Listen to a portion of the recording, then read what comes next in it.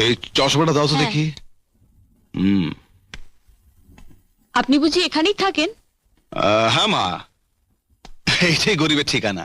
আচ্ছা, গরিবরা কি মানুষ নয়? নিজেকে গরিব বলে ছোট করতে নেই। মানুষের মনই হলো সবকিছু। যার মন বড় সেই হলো সবচেয়ে বেশি ধনী। বারে, তুমি তো খুব সুন্দর সুন্দর কথা বলো। কি নাম তোমার? জয়ন্তী। বাহ, তোমার নামটা খুব মিষ্টি, ঠিক তোমার মতো। তা তোমার নামটা কে রেখেছেন? তোমার মা না বাবা? আমার বাবা নেই, মাই রেখেছেন।